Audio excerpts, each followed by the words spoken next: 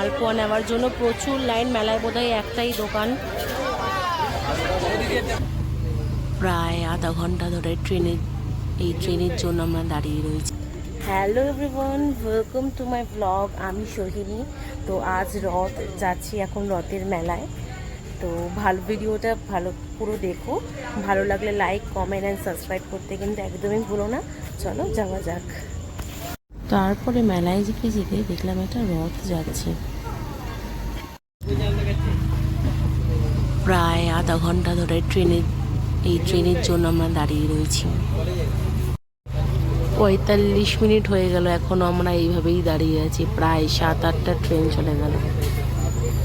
Finally 45 minute পর এবার মনে হলো আমাদের যাওয়াটা খুবই দরকার।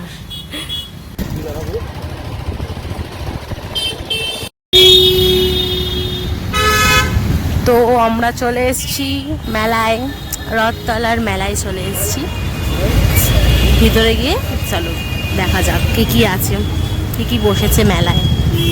তারপরে আমরা মেলায় এবারে ফাইনালি প্রবেশ করতে পারলাম। তো স্প্রিং পটেটো নেবো বলে এখন দাঁড়িয়েছি।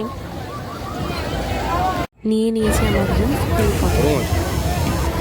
তারপরে বাচ্চাদের একটা খেলনার দোকান থেকে আমার জন্য তো এখন এখানে ফুচকা নিতে এসেছি। একদিন ঘরে ফুচকা পার্টি হবে বলে।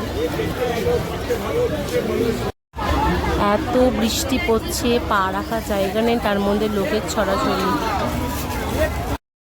তো এখন এসেছি জিলাপি আর মালপোয়া নেওয়ার জন্য। প্রচুর লাইন। মেলায় বোধহয় একটাই দোকান।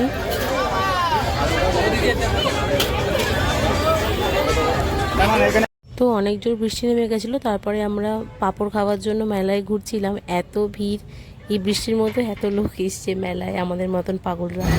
তো অনেক জোর বৃষ্টি নেমে গেছে এখন, এই জন্য বৃষ্টির এই ওয়েদারে এখন খাচ্ছি পাঁপড়, জিলাপি, মালপোয়া।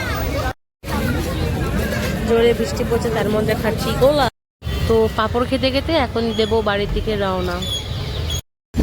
তো এখন আমরা বাড়ির দিকে রওনা হচ্ছি। তো খুব একটা ভালো লাগলো না আমার মেলাটা।